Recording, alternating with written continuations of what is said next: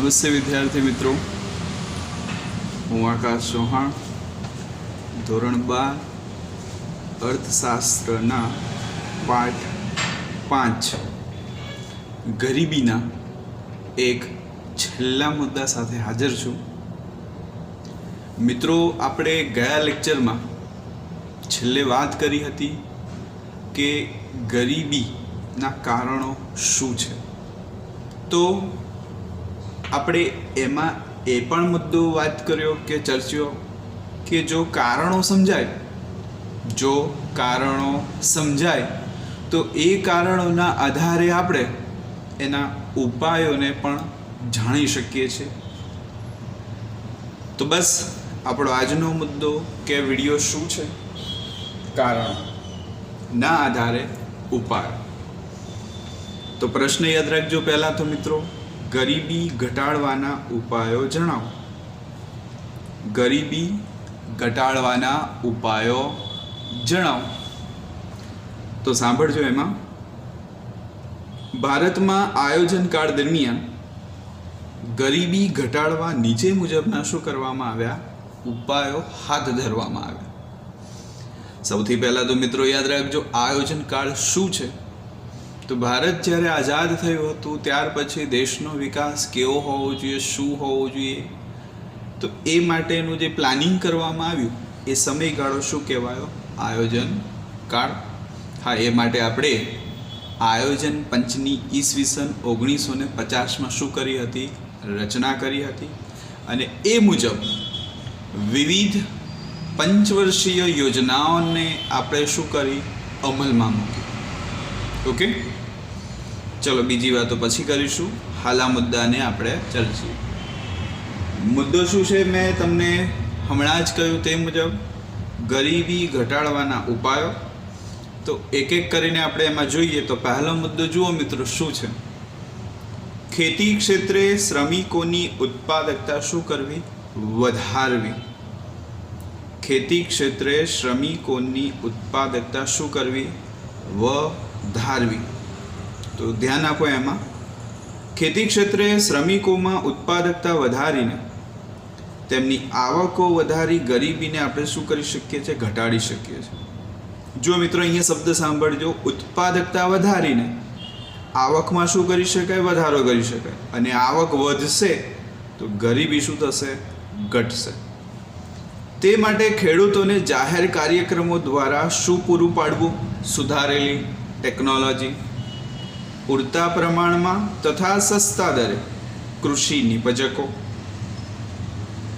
નિપજકો જેમાં આપણે રાસાયણિક ખાતર છે, સુધારેલા બિયારણો છે, એટસેટ્રા તમામ બાબતો કે જે એમને મદદરૂપ થાય.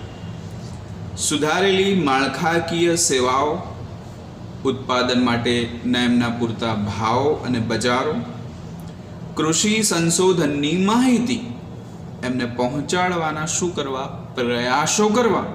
તો આ પ્રયાસોના આધારે યાદ રાખો, શ્રમિકોની ખેતી ક્ષેત્રે ઉત્પાદકતા શું થશે? વધશે. ઉત્પાદકતા વધશે એટલે આવક વધશે, અને આવક વધશે એટલે ગરીબીની સ્થિતિ શું થશે? એમની સુધરશે. તો મિત્રો યાદ રાખજો, ગરીબી ઘટાડવાના ઉપાયોમાં પહેલો ઉપાય શું છે આપણો? ખેતી ક્ષેત્રે શ્રમિકોની શું કરવી? ઉત્પાદકતા વધારવી. ઓકે, વાત કરીએ આપણે બીજા મુદ્દાને કે બીજા ઉપાયને, અને એ છે નાના પાયાના ઉદ્યોગોનો વિકાસ. સાંભળો. એમાં જો નાના અને ગૃહ ઉદ્યોગોનો વિકાસ કરાય, જો નાના અને ગૃહ ઉદ્યોગોનો શું કરાય? વિકાસ કરાય, અને તે ઉદ્યોગોને પ્રોત્સાહન આપવામાં આવે. જો એમનો વિકાસ કરાય છે, એમને પ્રોત્સાહિત કરવામાં આવે છે, તો મોટા પાયા ઉપર ગરીબી આપણે શું કરી શકીએ? નાબૂદ કરી શકીએ. હવે તમને એક પ્રશ્ન અહીંયા એ થાય કે ચલો આ એક ઉપાય તો છે સાહેબ, પણ આના વિકાસથી ગરીબીને શું લેવા દેવા? તો લેવા દેવા છે. શું? તો અહીંયા જુઓ, નીચે જ મેં કંઈ કારણ આપેલું છે કે ભારતમાં કુલ રાષ્ટ્રીય ઉત્પાદનમાં અને કુલ રોજગારીમાં આવા એટલે કે નાના પાયાના અને ગૃહ ઉદ્યોગોનો શું છે? બહુ મોટો ફાળો છે. તો જો એમનો વિકાસ કરવામાં આવે, એમને પ્રોત્સાહિત કરવામાં આવે તો ગરીબી નાબૂદ કરી શકીએ છીએ. ઓકે, તો મિત્રો યાદ રાખો, બીજો ઉપાય શું? નાના પાયાના ઉદ્યોગોનો શું કરવો? વિકાસ કરવો. ત્રીજો મુદ્દો, અસંગઠિત ક્ષેત્રનો વિકાસ. અસંગઠિત મતલબ કે જે સંગઠિત નથી. તો એમાં ખાસ કરીને શાકભાજી વેચનારાઓ, બાંધકામ ક્ષેત્રના મજૂરો, ખેત મજૂરો, હાથ લારી ચલાવનારાઓ, ટૂંકમાં જેમાં નીતિ નિયમો વિના શું થતું હોય, કામકાજ થતું હોય એવા ક્ષેત્રને આપણે શું કહીશું? અસંગઠિત ક્ષેત્ર. જેમાં કામના કલાકો તમે જુઓ નિશ્ચિત હોતા નથી, પગાર કે સેલરી જે પણ કહો એ કોઈ ફિક્સ હોતું નથી. ઓકે, કામ કરશો તો જ વળતર મળશે, એ ટૂંકમાં એનો પહેલો હેતુ હોય. તો એવું ક્ષેત્ર શું છે? અસંગઠિત ક્ષેત્ર છે. તો આપણો ત્રીજો ઉપાય જે ખરો એ શું છે? આવા ક્ષેત્રનો શું કરવો? વિકાસ કરવો. તો માની લો કે આમની સ્થિતિ સુધારવા રાષ્ટ્રીય આયોગ દ્વારા શું કરવામાં આવ્યું? કામની પરિસ્થિતિ નક્કી કરવી, જીવન વીમો, સ્વાસ્થ્ય તેમજ વૃદ્ધાવસ્થામાં પેન્શન જેવી સામાજિક સુરક્ષા પૂરી પાડવી. તે સિવાય નાના અને જે સીમાંત ખેડૂતો છે, સીમાંત ખેડૂતો એટલે મિત્રો યાદ રાખજો, વધારાના ખેડૂતો, જરૂર છે એના કરતાં શું છે? વધુ છે. તો એવા ખેડૂતો શું કહેવાય? સીમાંત ખેડૂતો. તો સીમાંત ખેડૂતોને ખેતી માટે પાણીની પાછી વ્યવસ્થા કરવી, ધિરાણની સગવડોની ભલામણ કરવી. તો જો આ બધી સુવિધાઓ કે સવલતો એમને પ્રોવાઈડ કરવામાં આવે છે, એમને આપવામાં આવે છે, તો મિત્રો યાદ રાખજો, આ ક્ષેત્રનો શું થવાનો? વિકાસ થવાનો. અને આ ક્ષેત્રનો વિકાસ થયો તો એમની આવકમાં શું થશે? મોટો ફેરફાર થશે. અને આવકમાં ફેરફાર થતાં એમની જે આર્થિક સ્થિતિ ખરી એટલે કે ગરીબીની સમસ્યા આપણે શું કરી શકીશું? હલ કરી શકીશું.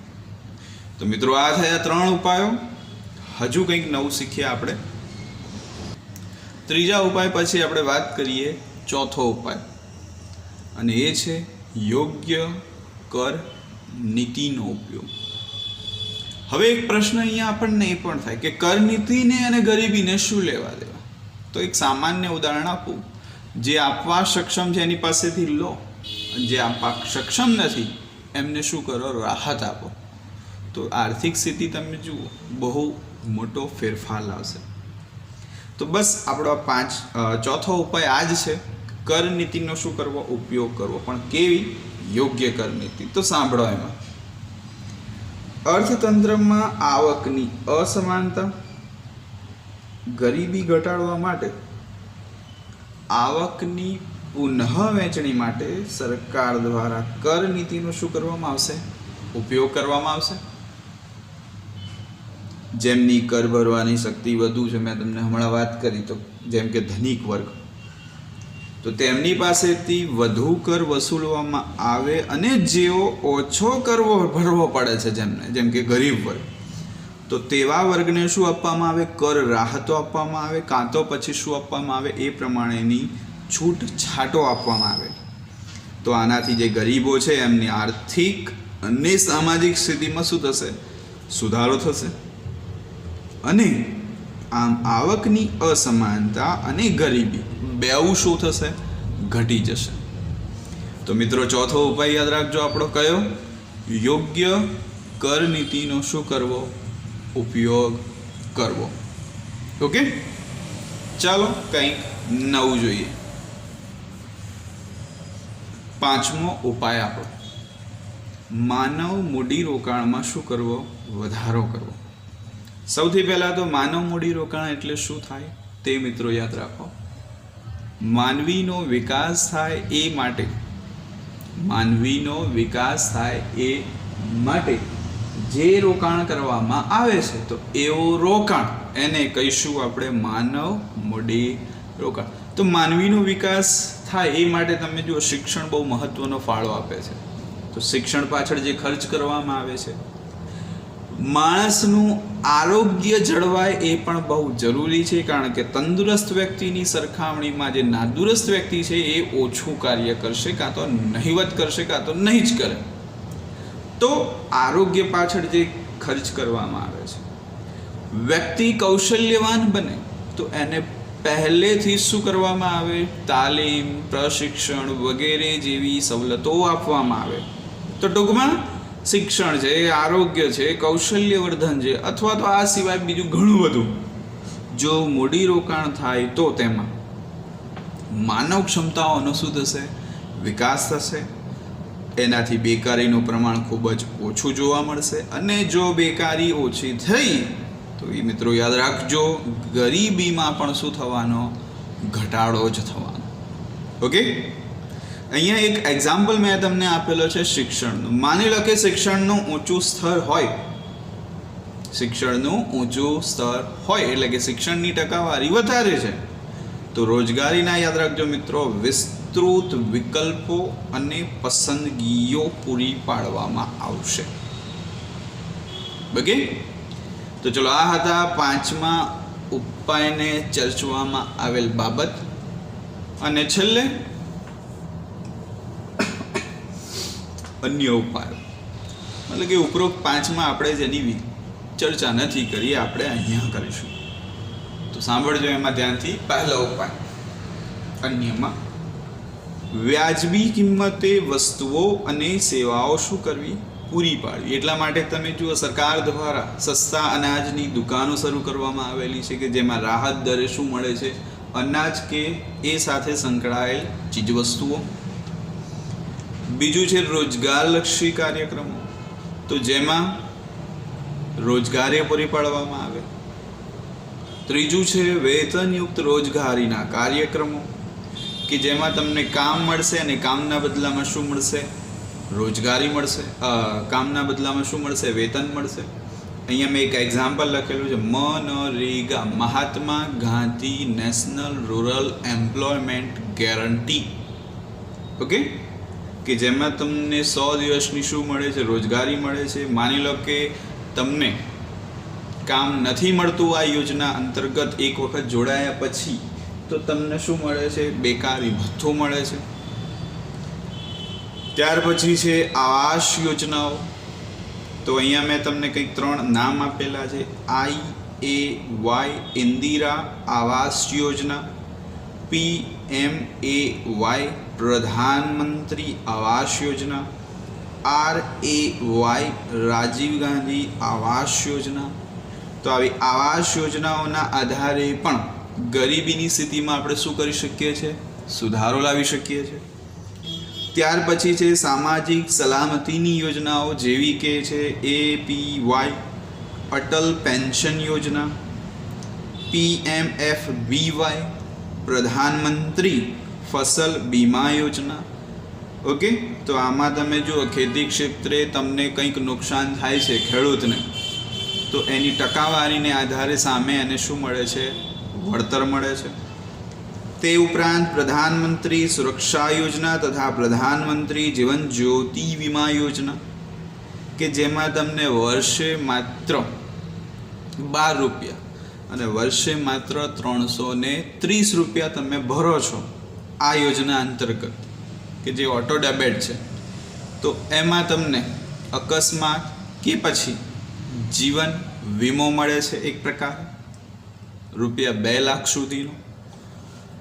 એવી જ રીતે છે છેલ્લે જનધન યોજના.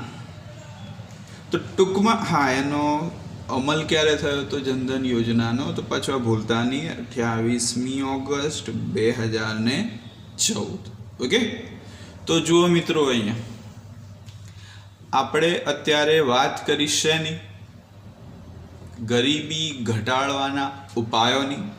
એમાં આ અન્ય ઉપાયો થયા જે તમને ટૂંકા પ્રશ્નોમાં પણ પૂછાઈ શકે. અને હા, આ સામાન્ય જ્ઞાન અથવા તો તમે જે સ્પર્ધાત્મક પરીક્ષા ભવિષ્યમાં આપશો તો એમાં પણ તમને શું થશે? કદાચ મદદરૂપ થશે.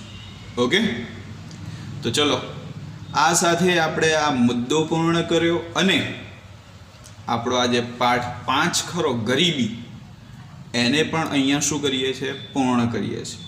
ઓકે, આશા રાખું તમને બાકીના વિડીયોઝની જેમ આ વિડીયોઝ પણ યોગ્ય લાગ્યો જ હશે. ઓકે, કોઈ પણ પ્રકારની માહિતી અન્ય જાણવી હોય તો પછી કોમેન્ટ કરવી. ઓકે, જય હિન્દ.